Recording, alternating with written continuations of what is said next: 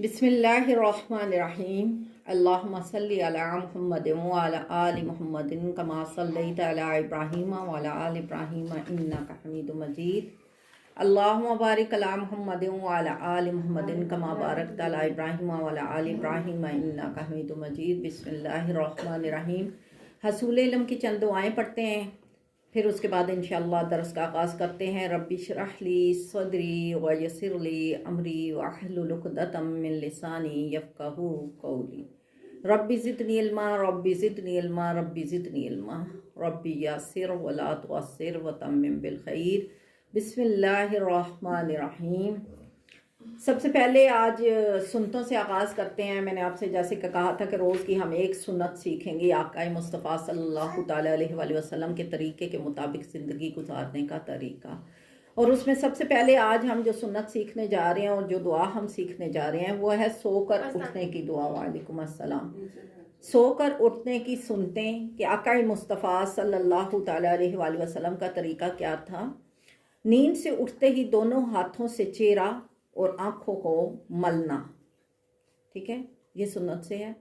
नींद से जब उठें तो सबसे पहले अपनी आँखों को हल्का सा मलें, ये भी नहीं कि बहुत ज़्यादा रगड़ने से सुर हो जाए, हल्का सा मलें ताकि नींद का खुमार आँखों से उठ जाए।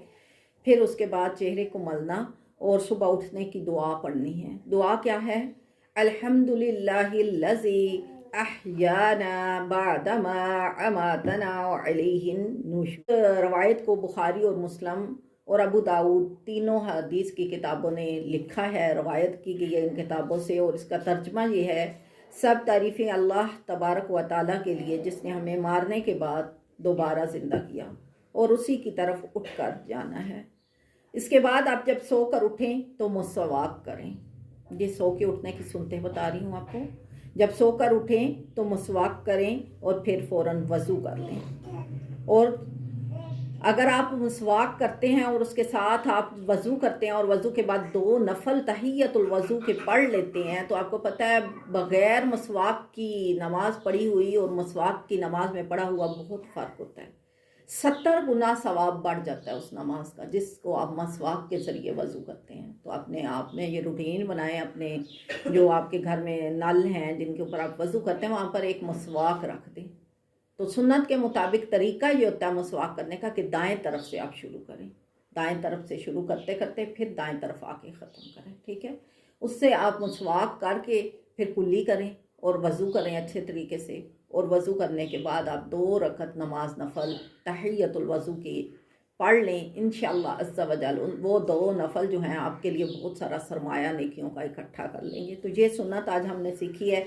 दुआ आपने याद करनी है। अगर आपके घर में नमाज है तो उसमें लिखी होती है, बड़ी आम सी दुआ है मसनून दुआओं में से। और अगर नहीं है तो एक कॉपी लेके आया करें, जैसे कि कल मैंने कहा था कि कॉपी और पेंसिल साथ लाया करें और लिख लिया करें दुआ। पम्फलेट मैंने 2 साल पहले दिए थे, जो बहनें पहले आती रही हैं मेरे पास उनके पास वो पम्फलेट भी होंगे, उनके ऊपर लिखी हुई है ये दुआ। तो ये दुआ आपने याद करनी है। अब आते हैं सवालात की तरफ। कल मुझे सवालात पूछे गए थे ग्रुप में, उसमें मैंने वीडियो भी बनाई हुई थी, मैंने लिंक सेंड किया था, लेकिन बाज़ बहनों ने शायद वो वीडियो नहीं देखी होगी तो मैं ज़बानी भी बता देती हूँ। कल सवालात आए थे कि गुस्ल के कितने फ़राइज़ हैं, इसका तरीका क्या है, और क्या गुस्ल करते वक्त हम कलमा शरीफ या कोई दुआ पढ़ सकते हैं या खामोशी से ही गुस्ल करना चाहिए, क्या हम इसके दौरान कोई बात कर सकते हैं। तो पहला पॉइंट लेते हैं कि गुस्ल के फ़राइज़ कितने हैं। तो गुस्ल के 3 फ़राइज़ होते हैं, जिनमें पहला फ़र्ज़ है कुल्ली करना, दूसरा फ़र्ज़ है नाक में पानी डालना और तीसरा फ़र्ज़ इसमें से है जिस्म पर पानी बहाना। अगर आपके ये 3 फ़राइज़ पूरे हैं तो अल्हम्दुलिल्लाह आपका गुस्ल ठीक हो गया है। हाँ, अलबत्ता कुल्ली करते हुए इस बात का खसूसी तौर पे आपने ख्याल रखना है कि कुल्ली से आपके ये जो जबड़े हैं इनके कोनों में, इनके किनारों में ऊपर नीचे अच्छी तरह पानी चला जाए और गरगरा करके गले की जहाँ तक ये नरम तय है वहाँ तक आपका पानी जाना हलक तक ज़रूरी है, ठीक है। अगर अब बाज़ लोग ऐसे करते हैं बस कुल्ली की मुंह में पानी डाला फेंक दिया, ये बिल्कुल तरीका सही नहीं है। अच्छी तरह से अपने मुंह में घुमाएं पानी को, ठीक है, फिर उसके बाद ऐसे करके गरगरा करें, फिर उसके बाद फेंकें। और ये कुल्ली आपने 3 मरतबा करनी है। इसी तरह नाक में जब आपने पानी डालना है तो इस बात का खसूसी तौर पे ध्यान रखना है कि नाक का ये जो हमारा नरम हिस्सा है यहाँ तक पानी जाए, جب یہاں تک آپ کا پانی جائے، اور اگر بعض دفعہ یہ ہوتا ہے کہ پانی نہیں جاتا تو ایسے سونگنے سے پانی چلا جاتا ہے، یہاں سے ایسے سونگے اس کو پانی کو، تو پانی آگے تک یہاں تک چلا جائے گا۔ پانی پہنچانا ضروری ہے، اگر آپ کا ایک بال بھی سوکھا رہ گیا تو آپ کا غسل نہیں ہوگا، صحیح نہیں ہوگا غسل۔ پھر اس کے بعد جسم پر پانی بہانا، ٹھیک ہے۔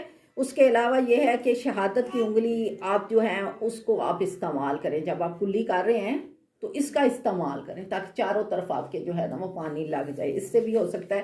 پھر سنت سے ثابت غسل کا طریقہ میں آپ کو بتا دیتی ہوں۔ سنت سے ثابت ہے کہ پہلے مکمل وضو کیا جائے، اور مکمل وضو کا طریقہ آپ سب کو آتا ہے۔ سب سے پہلے ہینڈ دھونے ہیں، جسے ہم ہاتھ بولتے ہیں، ہاتھ دھونے ہیں، پھر کلی کرنی ہے 3 مرتبہ، پھر ناک میں پانی ڈالنا ہے، پھر فیس دھونا ہے، پھر اس کے بعد بازو دایاں بایاں اچھے طریقے سے دھو لینا ہے، پھر سر کا مسح کرنا ہے، پھر پاؤں دھونے ہیں۔ یہ مکمل وضو ہوگا۔ تو سب سے پہلے مکمل وضو کریں، پھر اس کے بعد آپ دائیں کندھے پہ پانی بہائیں گے۔ پانی اس طرح سے بہائیں گے کہ پانی بہتا ہوا آپ کے نیچے سے جائے، ٹھیک ہے۔ دائیں کندھے پہ پانی ڈالیں، پھر بائیں کندھے پہ 3 مرتبہ آپ نے دائیں کندھے پہ ڈالنا ہے، 3 مرتبہ آپ نے بائیں کندھے پہ پانی ڈالنا ہے۔ اس کے بعد آپ نے بالوں کو اچھی طرح گیلا کر کے سارے جسم پہ ایک دفعہ پانی بہا دینا ہے۔ اب جب آپ نے پانی بہا لیا، اب آپ کے غسل کی شرائط مکمل ہیں۔ اب ان شرائط کے بعد آپ چاہے شیمپو کریں، چاہے صابن لگائیں، یا چاہے ویسے ہی نہا کے باہر آ جائیں، غسل کی شرائط آپ کی پوری ہو چکی ہیں۔ تو یہ غسل کی شرائط ہیں۔ اور بہن نے پوچھا تھا کہ یہ غسل جو ہے اس میں کیا فرق ہے، یعنی نفاس میں بھی یہی غسل ہوگا اور حیض میں بھی یہی غسل ہوگا؟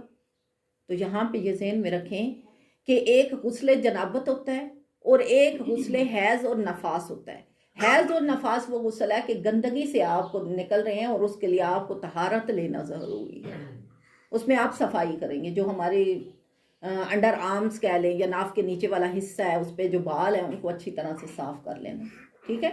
ان کو صفائی کر کے پھر آپ غسل لیں گے، جبکہ جنابت کے غسل میں آپ بغیر صفائی کے بھی غسل کر سکتے ہیں، اور جنابت کے غسل میں صابن سے دھونا اور شیمپو لگانا بھی نہیں ضروری، جبکہ حیض و نفاس میں ایسا کرنا ضروری ہوگا، کیونکہ جسم کے اوپر بلڈ لگا ہوتا ہے، یا اس کو چھڑانا، گندگی کو صاف کرنا ضروری ہے۔ تو حیض اور نفاس کے غسل میں اور عام غسل میں صرف یہی بات ہوگا، باقی تمام طریقہ وہی ہے۔ جو حیض کا طریقہ ہے وہی نفاس کا طریقہ ہے، اور وہی جنابت کا طریقہ ہے۔ بس یہ ہے کہ حیض و نفاس کے اندر آپ کو کیا پابندی رکھنی ہے، آپ کو طہارت کرنا ہے، اور جنابت کے غسل میں آپ بغیر طہارت کے غسل کی شرائط کو مکمل کر لیتی ہیں تو بھی آپ کا غسل بالکل ٹھیک ہو جائے گا۔ تو امید کرتی ہوں یہ سوال بھی سمجھ میں آ گیا ہوگا۔ اب ایک سوال اور انہوں نے کہا تھا، وہ یہ سوال تھا کیا غسل کرتے ہوئے ہم جو ہے وہ باتھ روم میں کچھ پڑھ سکتے ہیں؟